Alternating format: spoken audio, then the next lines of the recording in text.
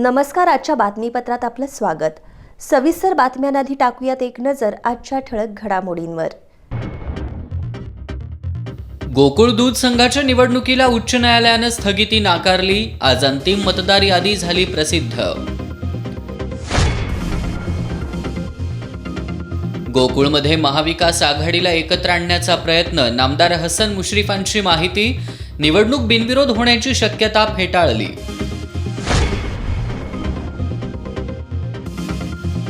वीज बिल माफीसाठी वीज बिल भरणार नाही कृती समिती आक्रमक. रविवारी ऊर्जा मंत्र्यांच्या प्रतिकात्मक पुतळ्याचं दहन करणार, तर सोमवारी महावितरणच्या मुख्य अभियंत्यांना घेराव घालण्याचा समितीचा निर्णय. बेळगावात शिवसेना जिल्हाप्रमुखांच्या गाडीला कन्नडिगांनी काळं फासलं. कोल्हापुरात शिवसैनिकांनी कर्नाटकच्या बसला काळं फासत केला निषेध. आणि कोरोना प्रतिबंधक नियमांचं उल्लंघन करणाऱ्यांवरील दंडात्मक कारवाईत वाढ करणार. प्रशासक डॉक्टर कादंबरी बलकवडेंची माहिती. हे आहे GTPL SPN डिजिटल नेटवर्क आणि आपण पाहत आहात चॅनल एस. एस न्यूज मध्ये आपलं पुन्हा एकदा स्वागत. अखेर गोकुळ दूध संघाच्या निवडणुकी संदर्भातील तारीख पे तारीखचा खेळ अखेर संपलाय. कोरोनाच्या पार्श्वभूमीवर गोकुळ दूध संघाची निवडणूक स्थगित करावी अशी मागणी करणारी गोकुळ दूध संघाची मागणी उच्च न्यायालयानं फेटाळून लावली. त्यामुळे गोकुळ दूध संघाच्या निवडणुकीची प्रक्रिया सुरू होऊन आज अंतिम मतदार यादी सुद्धा प्रसिद्ध झाली. गोकुळ दूध संघाच्या विद्यमान संचालक मंडळाची मुदत एप्रिल 2020लाच संपली आहे. पण कोरोना संसर्गाच्या पार्श्वभूमीवर सहकारी संस्थांच्या निवडणुका वारंवार पुढे ढकलण्यात आल्यानं या संघाची निवडणूक सुद्धा लांबत गेली. दरम्यान गोकुळ दूध संघाची निवडणूक लवकरात लवकर घेण्यासंदर्भात केरली इथल्या ज्योतिर्लिंग दूध संस्थेनं केलेल्या याचिकेवर 10 फेब्रुवारीला निर्णय देताना उच्च न्यायालयानं गोकुळ दूध संघाची निवडणूक प्रक्रिया सुरू करण्याचा आदेश दिला होता. त्यानुसार निवडणूक प्रक्रिया सुरू झाली. परंतु गोकुळ प्रशासनाकडून शासनाच्या सहकारी संस्थांच्या निवडणूक स्थगिती आदेशात स्पष्टता नसल्याचं कारण देत उच्च न्यायालयात याचिका दाखल करण्यात आली. 2 मार्चला सुनावणीवेळी गोकुळ प्रशासनानंच ही याचिका मागं घेतल्यानं निवडणुकीचा मार्ग मोकळा झाला होता. त्यानंतर पुन्हा गोकुळनं याचिका दाखल करत कोरोना संसर्गामुळे निवडणूक स्थगित करण्याची मागणी केली. या याचिकेवरील सुनावणी 3 वेळा पुढे ढकलण्यात आली. अखेर आज झालेल्या सुनावणीत न्यायालयानं गोकुळची याचिका फेटाळत निवडणूक प्रक्रिया सुरू ठेवण्याचा आदेश दिलाय. या आदेशानुसार आज संघाच्या 3656 सभासदांची अंतिम मतदार यादी प्रसिद्ध करण्यात आली आहे. गांधीनगर प्रादेशिक नळ पाणी पुरवठा योजनेतील गावांचा पाणी पुरवठा खंडित करण्याच्या जीवन प्राधिकरणाच्या आदेशाच्या पार्श्वभूमीवर शिवसेनेचे शिष्टमंडळ जिल्हा परिषदेचे मुख्य कार्यकारी अधिकारी संजय सिंह चव्हाण यांना निवेदन देण्यासाठी गेलं होतं. मात्र चव्हाण निवेदन स्वीकारण्यासाठी उपस्थित नसल्यामुळे शिवसैनिकांनी मुख्य प्रवेशद्वारावर निवेदन चिकटवत निदर्शनं केली. पाणीपट्टीच्या थकबाकीमुळे जीवन प्राधिकरणानं योजनेत सहभागी गावांचा पाणीपुरवठा खंडित करण्याचा निर्णय घेतलाय. या संदर्भात निवेदन देण्यासाठी शिवसेनेचं शिष्टमंडळ सकाळी जिल्हा परिषदेत दाखल झालं. त्यावेळी मुख्य कार्यकारी अधिकारी यशवंतराव चव्हाण यांच्या जयंतीनिमित्त आयोजित कार्यक्रमात होते. मुख्य कार्यकारी अधिकारी निवेदन स्वीकारण्यासाठी उपस्थित नसल्यामुळं शिवसैनिकांनी नाराजी व्यक्त केली. मुख्य प्रवेशद्वाराजवळ निवेदन चिकटवून जिल्हाप्रमुख संजय पवार, विजय देवने, उपजिल्हाप्रमुख सुजित चव्हाण यांच्यासह शिवसैनिकांनी जोरदार घोषणाबाजी केली. यामुळे काही काळ तणाव निर्माण झाला होता. कोल्हापूर जिल्हा परिषदेतील पदाधिकारी आणि सदस्यांनी यशवंतराव चव्हाण यांचा आदर्श जपत सत्तेचा वापर लोककल्याणासाठी करावा असं आवाहन ग्रामविकास मंत्री हसन मुश्रीफ यांनी केलं. स्वर्गीय यशवंतराव चव्हाण यांच्या जयंतीनिमित्त आयोजित कार्यक्रमात ते बोलत होते. नामदार हसन मुश्रीफ यांनी जिल्हा परिषदेच्या आवारातील यशवंतराव चव्हाण यांच्या पुतळ्याला अभिवादन केलं. यावेळी अध्यक्ष बजरंग पाटील, उपाध्यक्ष सतीश पाटील, मुख्य कार्यकारी अधिकारी संजय सिंह चव्हाण यांच्यासह जिल्हा परिषदेचे पदाधिकारी उपस्थित होते. यावेळी आयोजित कार्यक्रमात नामदार हसन मुश्रीफ यांनी स्वर्गीय यशवंतराव चव्हाण यांच्या कार्याचा गौरव केला. यशवंत पंचायत राज अभियानात राज्यात कोल्हापूर जिल्हा परिषद अव्वल ठरल्याबद्दल अभिनंदन करत जिल्हा परिषदेनं देश पातळीवर लौकिक मिळवावा अशी अपेक्षाही त्यांनी व्यक्त केली. सर्वच बाबतीत आपला आज जिल्हा कसा आघाडीवर राहील यासाठी मी या विभागाचा मंत्री म्हणून निश्चितपणे तुम्हाला सहकार्य करणार आहे, तुमच्या मागे मी उभा राहणार आहे. परंतु आता या पुढच्या काळामध्ये हातात हात घालून विरोधक असतील सत्तारूढ असतील यांनी काम करून देशामध्ये पहिला नंबर मिळवावा अशा प्रकारची अपेक्षा मी या निमित्ताने करतो. यावेळी जिल्हा परिषद अध्यक्ष बजरंग पाटील, उपाध्यक्ष सतीश पाटील यांनी यशवंतराव चव्हाण यांच्या आठवणींना उजाळा देत यशवंत पंचायत राज अभियानातील यशाबद्दल प्रशासनाचं अभिनंदन केलं. या कार्यक्रमाला शिक्षण समिती सभापती प्रवीण यादव, बांधकाम समिती सभापती हंबीरराव पाटील, अतिरिक्त मुख्य कार्यकारी अधिकारी अजय कुमार माने यांच्यासह जिल्हा परिषद सदस्य आणि अधिकारी उपस्थित होते. इंधन दरवाढी विरोधात लोकांकडून विविध प्रकारे संताप व्यक्त करण्यात येतोय. इचलकरंजी शिवसेना शहर वाहतूक सेनेनं आज ढकलगाडी मोर्चा काढत दरवाढीचा निषेध केला. देशाच्या इतिहासात पहिल्यांदाच अनेक ठिकाणी पेट्रोलनं दराची 100 गाठली आहे, तर डिझेलचीही त्याच दिशेनं वाटचाल सुरू आहे. मूळ किमतीवर करांच्या वाढत्या भारामुळं पेट्रोल डिझेलचे दर वाढत असल्यानं सर्वसामान्यांचा खिसा मात्र रिकामा होतोय. केंद्र सरकारनं इंधन दरवाढ कमी करावी अशी मागणी करणारी विविध आंदोलनं होत आहेत. इचलकरंजी शहर वाहतूक सेनेनं आज असा हा ढकलगाडी मोर्चा काढत प्रांत कार्यालय गाठलं. वाहतूकदारांनी पेट्रोल डिझेलचे दर कमी करावेत, नाहीतर शासनानं आम्हाला नोकरीत घ्यावं अशी अनोखी मागणी करणारं निवेदन सुद्धा प्रांताधिकारी विकास खरात यांना सादर केलं. 2020 मध्ये मार्चमध्ये कोरोनाला, त्यावेळेपासून डिसेंबरपर्यंत यामध्ये कुठलेही भाडे नाही. आणि असं असताना आज जानेवारी झाला, फेब्रुवारीमध्ये या 2 महिन्यामध्ये मार्च महिना तिसरा आला, आज डिझेलचे दर भरमसाठ वाढत आहे. आणि या ठिकाणी सर्वसामान्य वाहनधारक आहेत जे कर्ज काढून गाड्या भाड्याला लावतात, त्यांना न परवडले सर आहे. तर आमच्या केंद्र शासनाकडं मागणी आहे की डिझेलचे पेट्रोलचे दर आहेत, आज कच्च्या तेलाचे दर बघितलं तर अगदी किरकोळ आहे. आणि आज त्याच्यावर लावणारा टॅक्स आहे महाराष्ट्रापेक्षा केंद्र शासनाचा टॅक्स जात आहे. आणि तो टॅक्स आपण कमी करून हे जे पेट्रोलचे आणि डिझेलचे दर आहेत हे आपण कमी करावे अशी आमची विनंती केंद्र शासनाकडे आहे. कोल्हापूर जिल्हा परिषदेतील पदाधिकारी बदलांकडे इच्छुकांचं लक्ष लागलंय. या बदलांसंदर्भात पालकमंत्री सतेज पाटील यांच्याशी चर्चा करून लवकरच निर्णय घेतला जाईल असं ग्रामविकास मंत्री हसन मुश्रीफ यांनी स्पष्ट केलंय. गोकुळ दूध संघाची निवडणूक बिनविरोध होण्याची शक्यता कमी असल्याचं सांगत महाविकास आघाडी म्हणून गोकुळची निवडणूक लढवली जाईल असंही नामदार मुश्रीफ यांनी स्पष्ट केलंय. नामदार हसन मुश्रीफ यांनी आज जिल्हा परिषदेत माध्यमांशी संवाद साधला. नामदार मुश्रीफ यांनी जिल्हा परिषदेतील सत्ता स्थापनेवेळी ठरल्यानुसार पदाधिकारी बदल करण्यात येणार असल्याचं सांगितलं. विविध कारणांमुळे बदलाची प्रक्रिया लांबणीवर पडली असली तरी आता पालकमंत्री सतेज पाटील यांच्याशी चर्चा करून या संदर्भात लवकरच निर्णय घेतला जाईल असं नामदार मुश्रीफ यांनी स्पष्ट केलं. पदाधिकारी बदलण्याचे ठरलेलं आहे. म्हणजे ज्यावेळेला पहिला पदाधिकारी बदल त्याच वेळा आपण ठरवलं होतं पदाधिकारी बदल करायचा. आणि ज्यावेळेला यशवंतराव चव्हाण साहेबांच्या पत्त्याचा कार्यक्रम झाला की बदलायचं ठरलं होतं. परंतु बंटी पाटील गेले अमेरिकेला, तिथून त्याला झाला कोरोना आणि त्याच्यानंतर आता आला अधिवेशन. त्यामुळं त्यांच्याशी चर्चा करून लवकरात लवकर निर्णय आम्ही घेऊ. दरम्यान गोकुळ दूध संघाच्या निवडणुकीसंदर्भात बोलताना नामदार मुश्रीफ यांनी निवडणूक बिनविरोध होण्याची शक्यता फेटाळली आहे. गोकुळमध्ये महाविकास आघाडीला एकत्र आणण्याचा प्रयत्न असल्याचंही त्यांनी सांगितलं. निवडणुकीबद्दल महाविकास आघाडीने एकत्रित निवडणुका कराव्यात असा माझा प्रयत्न सातत्याने सुरू आहे. मी PN पाटील साहेब आणि बंटी पाटील आम्ही बसलो होतो. पुन्हा आम्ही बसून ह्या गोकुळच्या निवडणुकीमध्ये एकत्रितपणानं कसं जायचं याचा आम्ही निश्चितपणे विचार करतोय.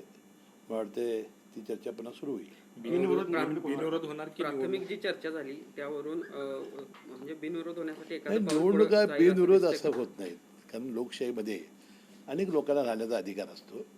ह्याच्यामध्ये एकत्रित महाआघाडी कशी राहील असा प्रयत्न माझा आहे.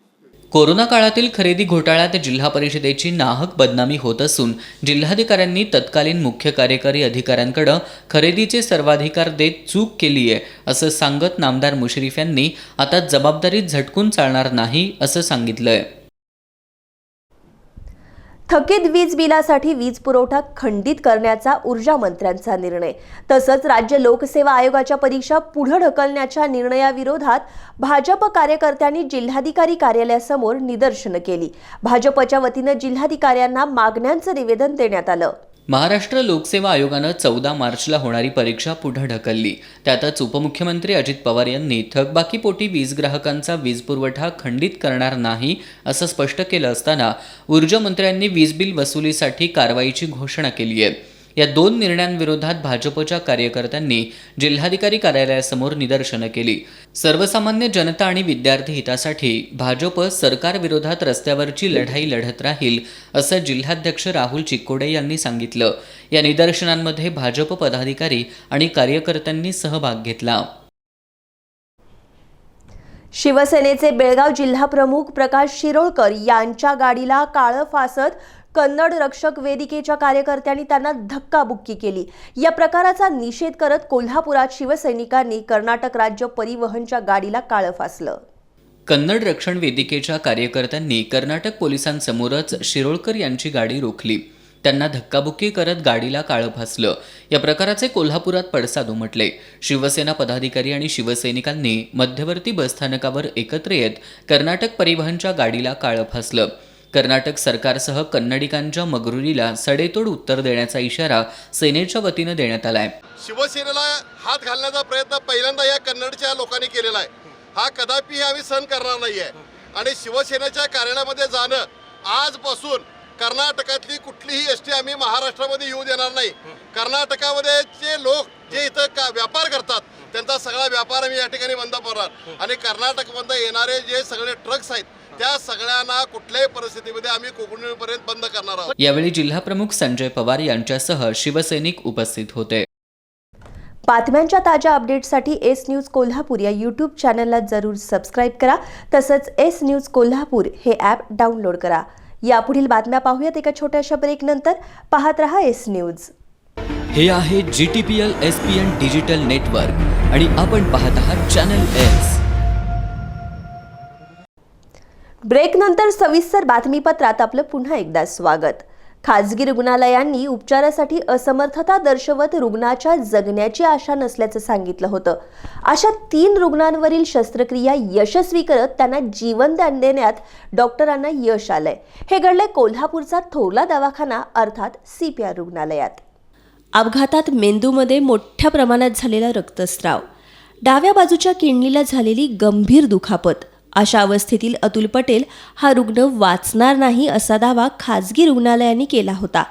पण CPRच्या शस्त्रक्रिया विभागाचे डॉक्टर वसंतराव देशमुख यांच्या मार्गदर्शनाखाली डॉक्टर कौस्तुभ मेंच, मधुर जोशी, सचिन पाटील आणि सुप्रिया यांनी आपलं कसब पणाला लावत अतुल पटेल यांना जीवनदान दिलंय.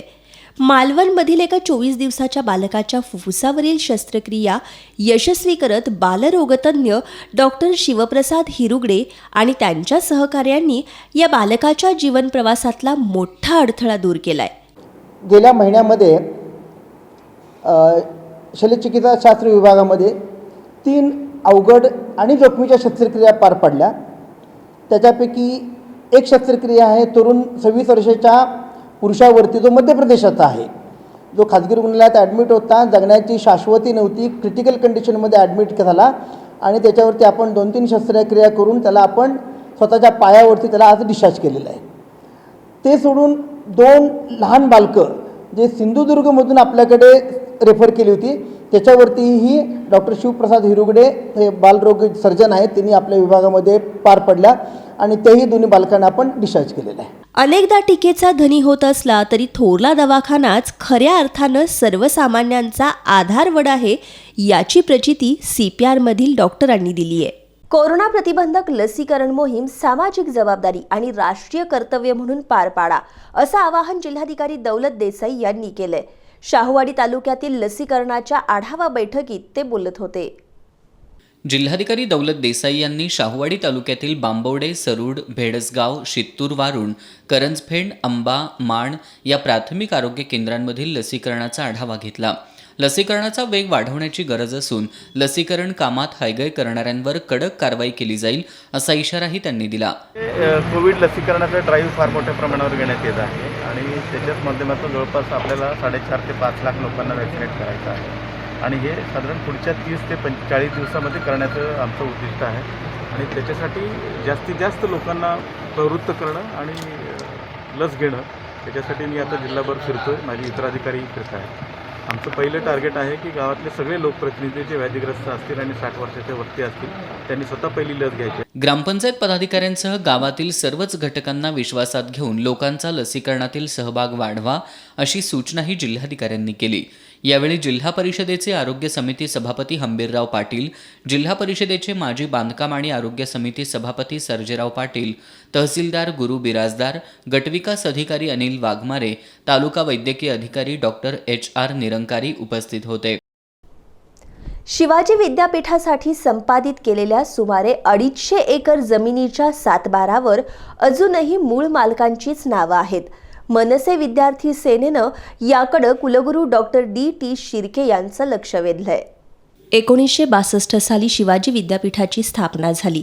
शासनानं विद्यापीठासाठी 853 एकर जमीन संपादित केली, पण त्यापैकी तब्बल 250 एकर जमिनीचा सातबारा विद्यापीठाच्या नावचा झाला नसल्याची धक्कादायक माहिती मनसे विद्यार्थी सेनेनं समोर आणली आहे. माननीय कुलगुरू डॉक्टर DT शिर्के सर यांना आत्ताच निवेदन दिलं आम्ही.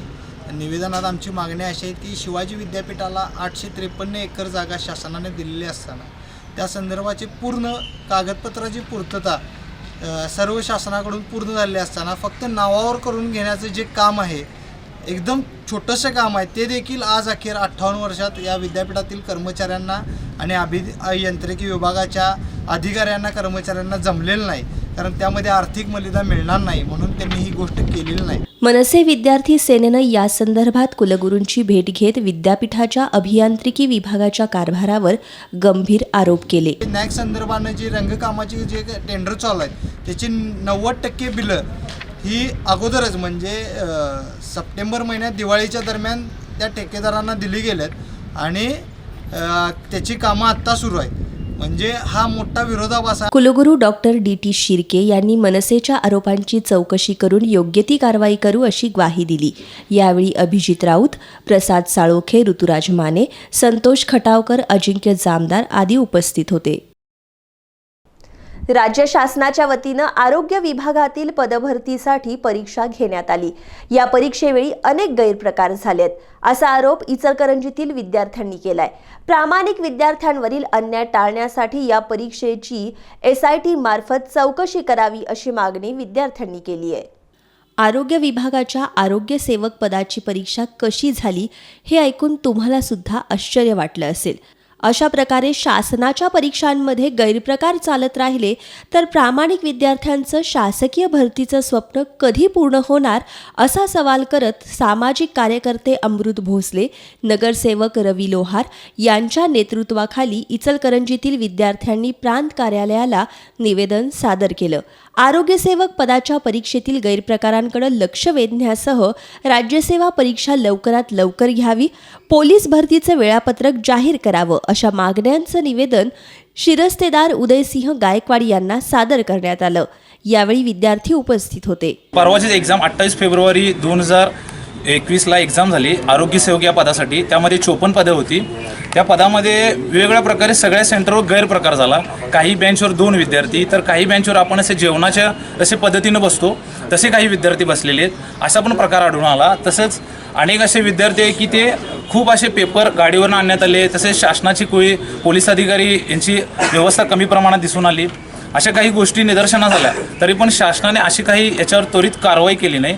त्यासाठी आमचे हे प्रयत्न आहे की ह्या आरोग्यसेवक भरतीवर त्वरित शासनाने कोणतीही कारवाई करावी आणि याच्यावर SITची चौकशी बसवावी आणि ह्या परीक्षा परत पुन्हा घेण्यात याव्या ही अशी आम्ही विनंती करतो.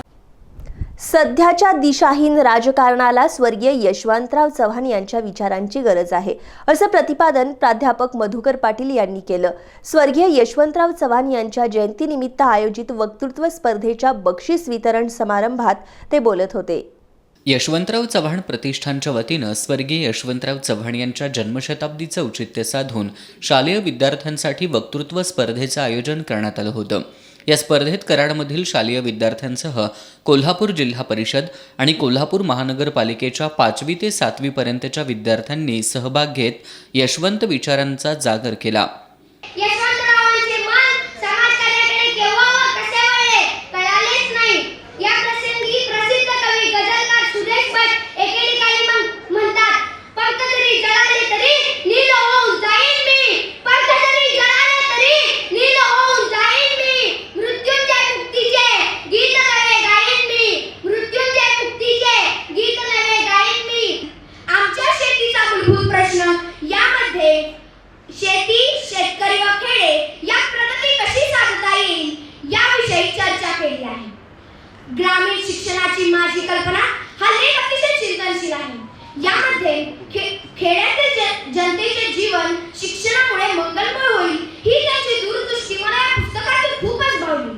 या स्पर्धेच्या बक्षीस वितरण समारंभाच्या निमित्तानं शिवाजी विद्यापीठाचे अधिसभा सदस्य प्राध्यापक मधुकर पाटील यांनी यशवंतराव चव्हाण यांचा जीवनपट मांडला.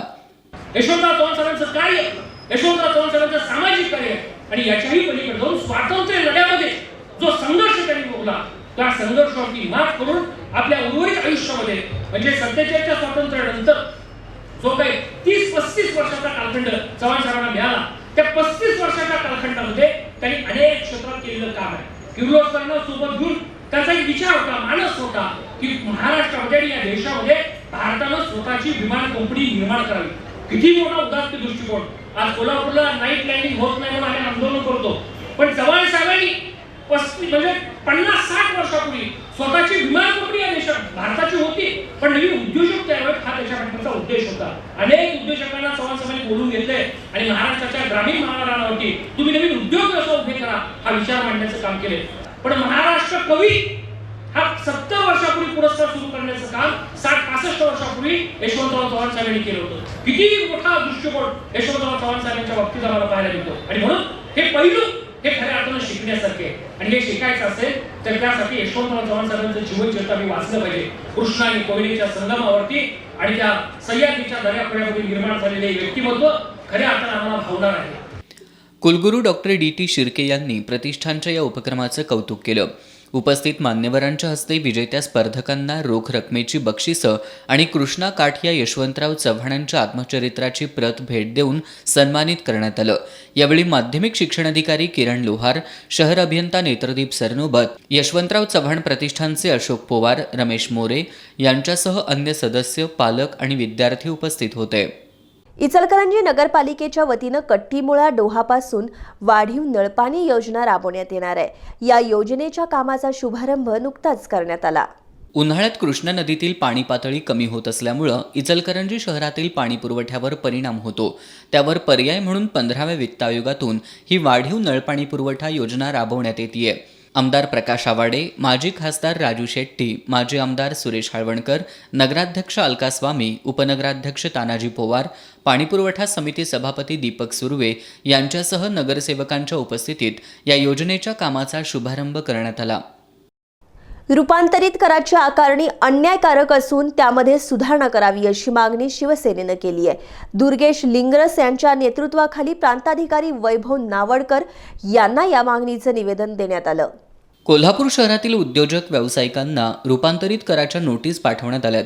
कृषक आकारणीच्या 5 पट कर आणि त्यावर 40 पट दंड आकारणी यामुळं हा कर भरणं व्यावसायिकांसाठी अडचणीचं ठरत असल्याचं प्रांताधिकाऱ्यांच्या निदर्शनास आणून देण्यात आलं. रूपांतरित कराच्या चुकीच्या आकारणीमध्ये सुधारणा कराव्यात, अन्यथा कर भरणार नाही असा इशारा शिवसेनेनं दिला आहे. मुळात हा जमीन महसूल कायदा हा जमिनीच्या कार्पेट एरियावर लागू असतो आणि असं असताना देखील ह्यांनी काय केले, स्वतःचं असेसमेंट न करता महानगरपालिकेचा असेसमेंट जे उतारे मिळतात त्याच्यामध्ये ह्यांचं दर टाकून डायरेक्ट रूपांतरित 5 पट आणि 40 पट दंडाच्या नोटिसा डायरेक्ट ह्या व्यापाऱ्यांना आणि औद्योगिक लोकांना इश्यू केलेले आहेत. तर ह्या निमित्तानं आम्ही काही त्यातले मुद्दे काढून आज नावडकर साहेबांना निवेदन दिलेलं आहे व्यापाऱ्यांच्या वतीनं आणि त्यांना स्पष्ट सांगितलेलं आहे की जो पण हे रेक्टिफाय होत नाही तो पण आम्ही हा कर भरणार नाही. बातम्यांच्या ताज्या अपडेट्ससाठी एस न्यूज कोल्हापूर या यूट्यूब चॅनलला जरूर सबस्क्राईब करा. तसंच एस न्यूज कोल्हापूर हे ॲप डाउनलोड करा. यापुढील बातम्या पाहूयात एका छोट्याशा ब्रेकनंतर. पाहत रहा एस न्यूज. हे आहे GTPL SPN डिजिटल नेटवर्क आणि आपण पाहत आहात चॅनल एस. ब्रेकनंतर सविस्तर बातमीपत्रात आपलं पुन्हा एकदा स्वागत. आज शुक्रवारी सायंकाळी 7 वाजेपर्यंतच्या 24 तासांमध्ये कोल्हापूर जिल्ह्यातील कोरोना बाधितांच्या संख्येत नव्या 43 जणांची भर पडली आहे. या कालावधीत 28 जणांना डिस्चार्ज देण्यात आला असून एकाही बाधिताचा मृत्यू झालेला नाही. जिल्ह्यात 311 कोरोना बाधितांवर उपचार सुरू आहेत. आज सायंकाळी 5 वाजता संपलेल्या 24 तासात 1600 स्वॅब तपासणी अहवाल प्राप्त झाले. त्यापैकी 1522 अहवाल निगेटिव्ह आले तर 35 स्वॅब नाकारण्यात आले. गेल्या 24 तासात नव्या 43 कोरोनाबाधितांची नोंद झाली आहे. यामध्ये कोल्हापूर शहरातील 17, भुदरगड तालुक्यातील 2, गडहिंग्लज तालुक्यातील 6, हातकणंगले तालुक्यातील 2, करवीर तालुक्यातील 3, राधानगरी तालुक्यातील 1, शाहूवाडी तालुक्यातील 1, सर्व नगरपालिका क्षेत्रातील मिळून 5 आणि अन्य जिल्ह्यातून आलेल्या 6 रुग्णांचा समावेश आहे. नव्या 43 रुग्णांसह जिल्ह्यातील आतापर्यंतची एकूण कोरोनाबाधित रुग्णांची संख्या 50,816 वर पोहोचली आहे. गेल्या 24 तासात 28 रुग्णांना डिस्चार्ज देण्यात आल्यामुळं डिस्चार्ज दिलेल्या रुग्णांची एकूण संख्या 48,756 इतकी झाली आहे. दिलासादायक बाब म्हणजे गेल्या 24 तासात एकाही कोरोनाबाधिताचा मृत्यू झालेला नसून 1749 हा मृतांचा आकडा स्थिर आहे. सध्या जिल्ह्यात 311 रुग्णांवर कोरोनाचे उपचार सुरू आहेत. करवीर तालुक्यातील कसबा बीड इथं भोगावती नदीवरील पुलाच्या संरक्षक कठड्याला दुचाकीची धडक झाली. या अपघातात दुचाकीस्वार संजय आंबी हा जागीच ठार झाला. संजय हा दुपारी 1 वाजण्याच्या सुमाराला कामावरून घरी चालला होता. महे आणि कसबा बीड दरम्यानच्या भोगावती नदी पुलावर त्याचं दुचाकीवरील नियंत्रण सुटलं. संरक्षक कठड्याला धडकून संजय दुचाकीसह नदीपात्रात कोसळला. यामध्ये डोक्याला गंभीर दुखापत झाल्यानं संजयचा जागीच मृत्यू झाला. मनमिळावू आणि आईवडिलांना एकुलता एक असलेल्या संजयच्या मृत्यूमुळं हळहळ व्यक्त होतीये. पेठवडगाव शहरातील एका महाविद्यालयीन तरुणाला कोरोनाचा संसर्ग झाल्याचं स्पष्ट झालंय. 15 दिवसांपूर्वी या तरुणाच्या बहिणीचा इचलकरंजीमध्ये विवाह समारंभ पार पडलाय. त्यामुळं या तरुणाशी संबंधितांमध्ये अस्वस्थता पसरली आहे. कोरोनाबाधित तरुणाला 2 दिवसांपूर्वी त्रास होऊ लागला. गुरुवारी कसबा बावड्यातील खासगी रुग्णालयात त्याला दाखल करण्यात आलं होतं.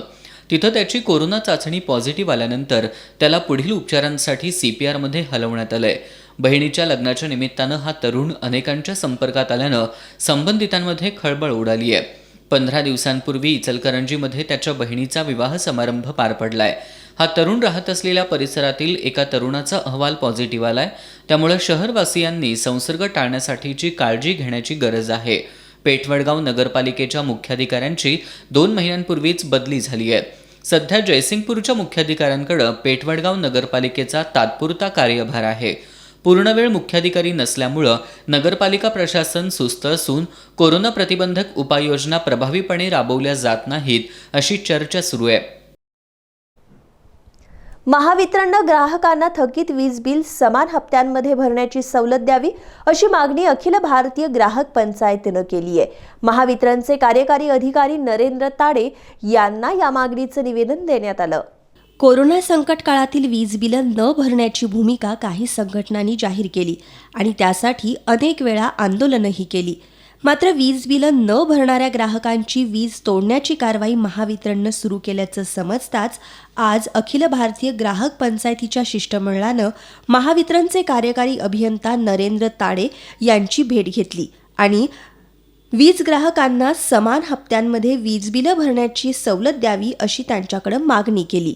यामुळं महावितरणचं नुकसान होणार नाही आणि ग्राहकांचीही कोणतीही गैरसोय न होता त्यांना दिलासा मिळेल असं ग्राहक पंचायतीच्या शिष्टमंडळानं म्हटलंय. यावेळी ग्राहक पंचायतीचे महानगर संघटक सुहास गुरव, सचिव लक्ष्मीदास जोशी आदी उपस्थित होते. कोरोनाचा वाढता प्रादुर्भाव रोखण्यासाठी प्रशासनाकडून ज्या सूचना करण्यात येत आहेत त्याचं कोल्हापूर शहरवासियांकडून पालन केलं जात नसल्याचं दिसून येतंय. त्यामुळं नियमांचं उल्लंघन करणाऱ्यांवरील दंडात्मक कारवाईत वाढ करण्यात येत असल्याचं प्रशासक डॉक्टर कादंबरी बलकवडे यांनी सांगितलंय. कोल्हापूर शहरात कोरोनाचा संसर्ग वाढू नये यासाठी महानगरपालिकेकडून विविध उपाययोजना राबवण्यात येत असल्याचं डॉक्टर कादंबरी बलकवडे यांनी सांगितलं. प्रशासनाकडून नियम पाळण्याबाबत करण्यात येणाऱ्या आवाहनांना नागरिकांचा प्रतिसाद मिळत नसल्यामुळं यापुढे नागरिकांसह व्यावसायिकांवर दंडात्मक कारवाई करण्यात येणार असल्याचं त्यांनी सांगितलं. व्यावसायिक असतील व इतर स्थापना असतील तर त्यांनी जर नियमाचे उल्लंघन केला तर त्यांना आम्ही सुरुवातीला फर्स्ट टाईम तसा उल्लंघन केला तर आम्ही 1000 रुपये दंड अशी तरतूद केलेली आहे. जर त्यांनी दुसरीदा पण हा नियमाचे उल्लंघन केला तर या अनुषंगाने दंड यासोबत 2 तासासाठी त्यांची स्थापना बंद राहील. तिसरीदा आमच्या लक्षात आलं की परत त्यांनी असे नियमाचे उल्लंघन केलेलं आहे तर आम्ही 15 दिवसासाठी दंडासह 15 दिवसासाठी आम्ही त्यांचा जो व्यवसाय परवाना आहे ते आम्ही निलंबन करणार आहे. आणि चौथीदा जर आम्हाला दिसला तर त्यांच्यावरती आम्ही फौजदारी कारवाई यासोबत 1 महिन्यासाठी त्यांचा व्यवसाय परवाना हा आम्ही निलंबन करणार आहे. कोरोना प्रतिबंधक लसीकरणात नागरिकांनी सहभागी व्हावं तसंच संसर्ग टाळण्यासाठी योग्य ती दक्षता घ्यावी असं आवाहन डॉक्टर बलकवडे यांनी केलंय. आमच्या सर्व नागरिकांना व्यावसायिकांना आवाहन राहील, विनंती राहील की कृपया करून सध्या कोविडचा जो संकट आहे हा संपलेला नाही आहे. तर आपण जेव्हा असे प्रकारची सोशल गॅदरिंगमध्ये जातो आहे तर कोविड ॲप्रोप्रिएट बिहेवियर जो मी म्हणतो, मास्क लावणे, सामाजिक अंतर ठेवणे, वारंवार हात स्वच्छ करणे, सॅनिटाईज करणे, गर्दी न करणे, त्यांच्या नियमाचे तुम्ही कृपया करून पालन करावे. या पत्रकार बैठकीला अतिरिक्त आयुक्त नितीन देसाई, उपायुक्त निखिल मोरे उपस्थित होते. कोरोना काळातील वीज बिलं माफ झालीच पाहिजेत असा निर्धार करत वीज बिल भरणार नाही कृती समितीनं सोमवारी कोल्हापुरात महावितरणच्या मुख्य अभियंत्यांना घेराव घालण्याचा निर्णय घेतलाय. रविवारी ऊर्जा मंत्री नितीन राऊत यांच्या पुतळ्याचं कृती समितीच्या वतीनं दहन करण्यात येणार आहे. कोरोना काळातील वीज बिलं भरावीच लागणार, अन्यथा ग्राहकांचा वीज पुरवठा खंडित करण्याची कारवाई केली जाणार असल्याचं ऊर्जा मंत्री नितीन राऊत यांनी अधिवेशन काळात स्पष्ट केलंय. त्यामुळं कोल्हापुरातील वीज बिल भरणार नाही कृती समिती आक्रमक झाली आहे. समितीच्या आजच्या बैठकीत वीज बिल भरणार नाही या भूमिकेवर कृती समिती ठाम असून वीज बिल मागाल तर प्रसंगी कोंडून घालू असा इशारा महावितरणला देण्यात आला. ऊर्जा मंत्री नितीन राऊत जनतेची फसवणूक करतायत असा आरोप करत रविवारी त्यांच्या प्रतिकात्मक पुतळ्याचं दहन करण्याचा निर्णय या बैठकीत घेण्यात आला. सोमवारी मुख्य अभियंत्यांना घेराव घालत टप्प्याटप्प्यानं आंदोलनाची तीव्रता वाढवण्याचा निर्णय कृती समितीनं घेतलाय. या बैठकीला उपस्थित महिलांनी वीज बिल माफीबद्दल तीव्र शब्दांमध्ये आपल्या भावना व्यक्त केल्या. या बैठकीला कृती समितीचे सदस्य उपस्थित होते. सब जगह पे पड़ रही है मार, थैंक यू मोदी सरकार अशा उपहासात्मक घोषणांमधून राधानगरी तालुका राष्ट्रवादी काँग्रेसनं सर्वसामान्यांच्या मनातील महागाई विरोधातील संताप व्यक्त केला. राष्ट्रवादीचे जिल्हाध्यक्ष AY पाटील यांच्या नेतृत्वाखाली परिते इथं मोदी सरकार विरोधात निदर्शनं करण्यात आली. केंद्र शासनाच्या चुकीच्या धोरणाचा या निदर्शनांमध्ये तालुका अध्यक्ष किसन चौगुले, माजी अध्यक्ष DB पाटील यांच्यासह राष्ट्रवादीचे पदाधिकारी आणि कार्यकर्त्यांनी सहभाग घेतला. वाहतुकीचे नियम पाळण्यापेक्षा मोडण्यासाठीच अधिक असतात असाच जर तुमचा समज असेल तर तो तुमचा गैरसमज आहे हे कोल्हापूर शहर वाहतूक नियंत्रण शाखा तुम्हाला पटवून देण्यासाठी सतर्क झाली आहे. या शाखेनं 3 दिवसांमध्ये वनवेतून वाहन चालवणाऱ्यांकडून 1 लाख रुपयांहून अधिक दंड वसूल केलाय. ही चिन्ह कशाची आहेत, याचा कुठं उपयोग होतो, तुम्हाला काही आठवतंय का? डोक्याला जरा जास्त ताण दिलात तर ड्रायव्हिंग लायसन्स काढायला गेल्यावर असं काहीतरी बघितल्याचं तुम्हाला आठवेल. आपल्याला वाहतुकीचे नियम सांगणारी ही चिन्ह रस्त्याकडेला असतातच, पण आपल्या नजरेला ती पडतीलच असं नाही.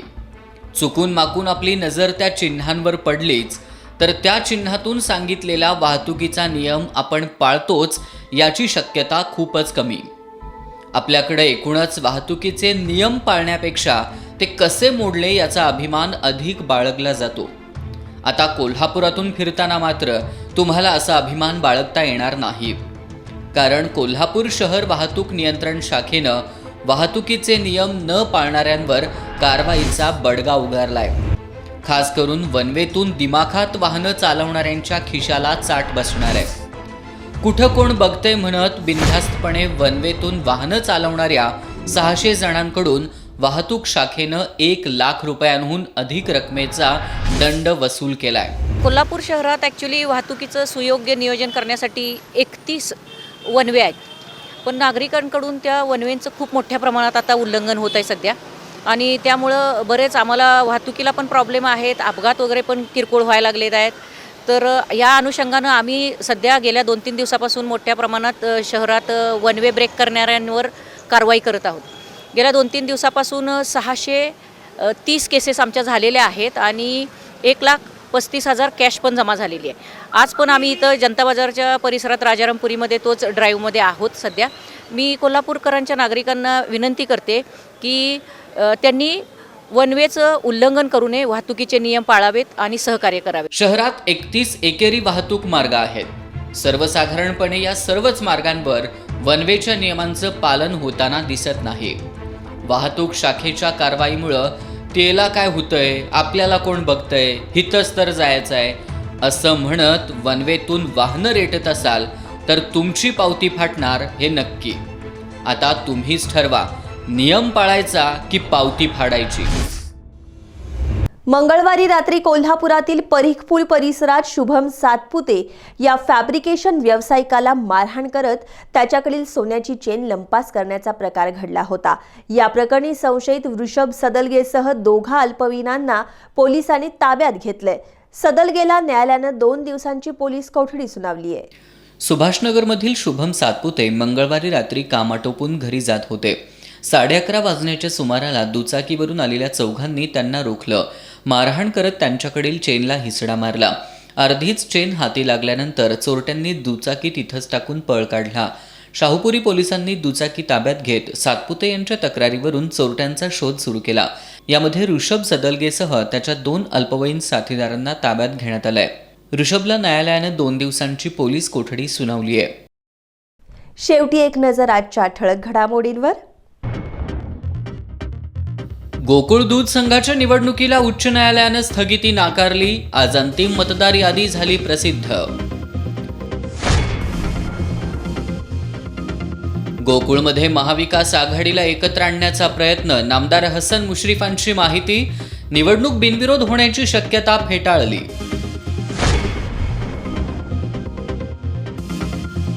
वीज बिल माफीसाठी वीज बिल भरणार नाही कृती समिती आक्रमक. रविवारी ऊर्जा मंत्र्यांच्या प्रतिकात्मक पुतळ्याचं दहन करणार, तर सोमवारी महावितरणच्या मुख्य अभियंत्यांना घेराव घालण्याचा समितीचा निर्णय. बेळगावात शिवसेना जिल्हाप्रमुखांच्या गाडीला कन्नडिगांनी काळं फासलं. कोल्हापुरात शिवसैनिकांनी कर्नाटकच्या बसला काळं फासत केला निषेध. आणि कोरोना प्रतिबंधक नियमांचं उल्लंघन करणाऱ्यांवरील दंडात्मक कारवाईत वाढ करणार, प्रशासक डॉक्टर कादंबरी बलकवडेंची माहिती. बातम्यांच्या ताज्या अपडेट्ससाठी एस न्यूज कोल्हापूर या यूट्यूब चॅनलला जरूर सबस्क्राईब करा. तसंच एस न्यूज कोल्हापूर हे ॲप डाउनलोड करा. आणि याबरोबरच आजचं बातमीपत्र संपलं. नमस्कार.